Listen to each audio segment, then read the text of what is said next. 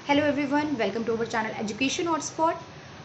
तो जैसे कि अभी मैंने आपसे कहा था कि हम लोग सोशल मूवमेंट के बारे में थोड़ा रिवीजन फॉर्म में ही कवर कर लेते हैं। तो प्रीवियस वीडियो में हम लोगों ने बात की थी व्हाट इज़ सोशल मूवमेंट और उसके कुछ फीचर्स क्या होते हैं। तो अभी मैं आप लोगों को बताऊंगी कि थ्योरीज क्या है सोशल मूवमेंट की, ठीक है।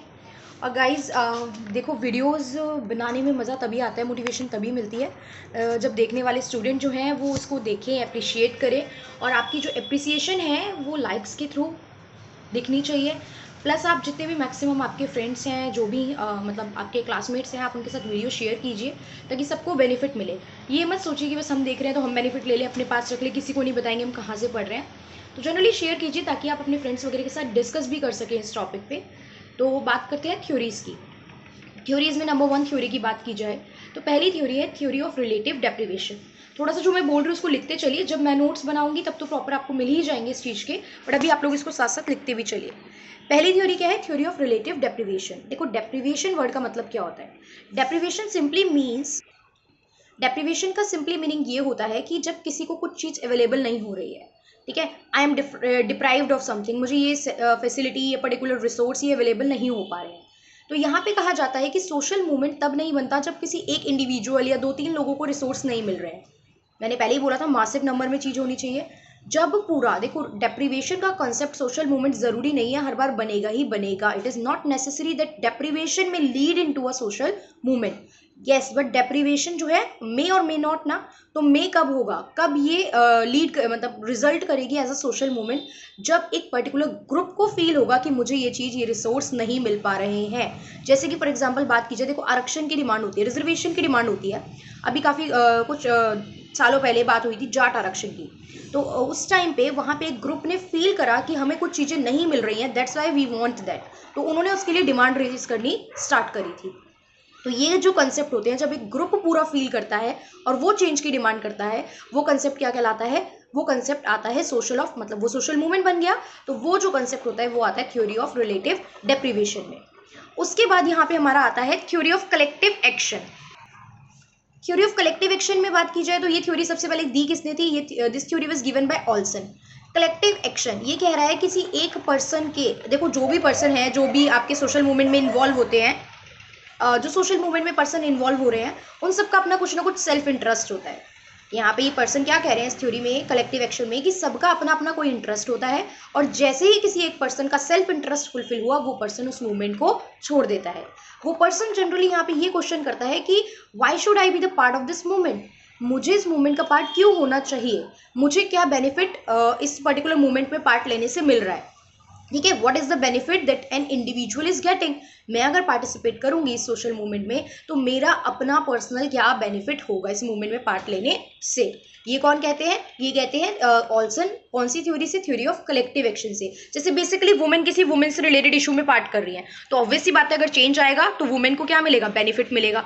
बट वहीं अगर मैन उस मूवमेंट में पार्टिसिपेट करते हैं तब वो थोड़ा डिफरेंट कंसेप्ट हो जाता है। तो ये इस कंसेप्ट पे बात नहीं कर रहे हैं, ये इसी कंसेप्ट पे बात कर रहे हैं कि जिस पर्सन को, पहली बात, जितना बेनिफिट मिल रहा है, सेल्फ इंटरेस्ट है, तभी वो पार्ट करेगा, पार्ट लेगा उस सोशल मूवमेंट में। और वो पर्सन जो है वो अपने बेनिफिट को देखेगा कि मुझे पर्टिकुलर इस चीज़ से क्या बेनिफिट मिल रहा है। वहीं हम बात करें थर्ड मूवमेंट की, तो थर्ड जो है वो है हमारा थ्योरी है, थर्ड थ्योरी है वो है थ्योरी ऑफ रिसोर्स मोबिलाइजेशन। पहली क्या पढ़ी थी आपने? Relative deprivation. दूसरी क्या पढ़ी आपने? Collective action. तीसरी क्या पढ़ रहे हैं हम लोग? तीसरी पढ़ रहे हैं रिसोर्स मोबिलाइजेशन। देखो, मोबिलाइजेशन वर्ड का मतलब होता है मूवमेंट, रिसोर्स तो आपको पता है, जो भी चीज़ें रिक्वायर्ड है किसी भी पर्टिकुलर चीज़ के लिए, जैसे हवा हो गया, पानी हो गया, ये सब भी कुछ रिसोर्स में आते हैं। प्लस आप एक सोशल मूवमेंट की बात करो तो सोशल मूवमेंट के लिए हमें लोग चाहिए होते हैं।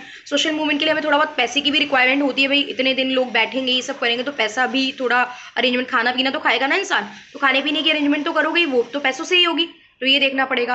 तो लोग चाहिए, पैसे चाहिए, एक लीडर चाहिए जो इनिशिएट करेगा। तो ये सब चीज़ें क्या हो जाती है? सोशल मूवमेंट के लिए रिसोर्सेज हो जाते हैं। तो यहाँ पे ये कहा जा रहा है, जो ऊपर कही थी ना थ्योरी, वो कॉन्ट्राडिक्ट कर रही है ये बात। अब देखो, पूछ सकता है कि थ्योरी ऑफ कलेक्टिव एक्शन को कौन सी थ्योरी जो है वो कॉन्ट्राडिक्ट करती है? तो theory of resource mobilisation contradict करती है। क्या कहती है रिसोर्स मोबिलाइजेशन की थ्योरी? कि भैया ऐसा नहीं है कि जिस पर्सन का इंटरेस्ट है वही उसमें पार्टिसिपेट करेगा, कोई और पर्सन, डिफरेंट डिफरेंट ग्रुप के पर्सन भी क्या कर सकते हैं? उसमें पार्टिसिपेट कर सकते हैं। ये कंसेप्ट कहलाता है रिसोर्स मोबिलाइजेशन का। देखो, जनरली होता है ना, कोई भी मूवमेंट हुआ, धरने पे लोग बैठ गए हैं, इस दिन इतने बजे यहाँ पे जंतर मंतर में सब लोग चलेंगे मार्च करके। तो ये सब क्या है, आप रिसोर्स, आप लोगों को कलेक्ट कर रहे हो ना, आप रिसोर्स को, आप लोगों को कलेक्ट कर रहे हो। अभी देखो रिसेंट में बिल्कुल फार्मर प्रोटेस्ट चल रहा है, तो क्या हो रहा है, एक फार्मर अगर प्रोटेस्ट पे बैठा होता तो काम बन जाता क्या? मल्टीपल फार्मर बैठे हैं, चलो फार्मर का सेल्फ इंटरेस्ट है मान लिया, लेकिन ऐसे बहुत से लोग हैं जो फार्मर नहीं है, जिनका अपना सेल्फ इंटरेस्ट नहीं है, फिर भी वो प्रोटेस्ट को सपोर्ट कर रहे हैं, प्रोटेस्ट शो कर रहे हैं, प्रोटेस्ट में बैठे हैं। तो ये कंसेप्ट किसमें आ जाता है, रिसोर्स मोबिलाइजेशन का।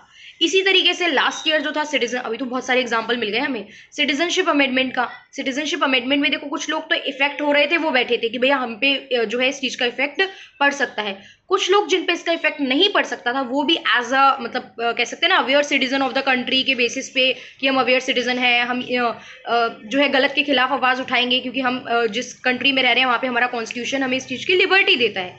तो दैट्स वाई उस सब बेसिस पे वो लोग भी उस चीज के लिए क्या कर रहे थे, आवाज उठा रहे थे। तो ये जो है 3 थ्योरीज बनती है हमारी इस चैप्टर में, थ्योरी ऑफ सोशल मूवमेंट से रिलेटेड। तो 3 थ्योरी कौन सी पड़ी? नंबर 1 इज रिलेटिव डेप्रिवेशन, दूसरी थ्योरी जो थी वो थी हमारी थ्योरी ऑफ कलेक्टिव एक्शन, तीसरी theory theory of resource mobilisation. Collective action जो दी थी थ्योरी, वो क्या नाम बताया था मैंने, ऑल्सन। और ये वाली जो आपकी थ्योरी है रिसोर्स मोबिलाइजेशन वाली, ये जो दी है, ये 2 पर्सन यहाँ पे नेम है इनका, मैककार्थी एंड जेल्ड, ठीक है, MC, ठीक है, CARTHY एंड ZALD, जेल्ड। बाकी written notes, again I am saying, डरने की बात नहीं है, ऐसे टरका नहीं रही हूँ ये चैप्टर जल्दी जल्दी इस तरीके से पढ़ा के, बस इसीलिए कि आप लोग इसको सुन के थोड़ा बहुत अपनी तरफ से कर सके तैयारी। बाकी मैं प्रॉपर इसको डिटेल में चैप्टर को कराऊंगी, प्रॉपर NCERT के वर्ड टू वर्ड सारी चीजें डिस्कस हम इसको करेंगे। Okay, so that's all for today, thank you for watching.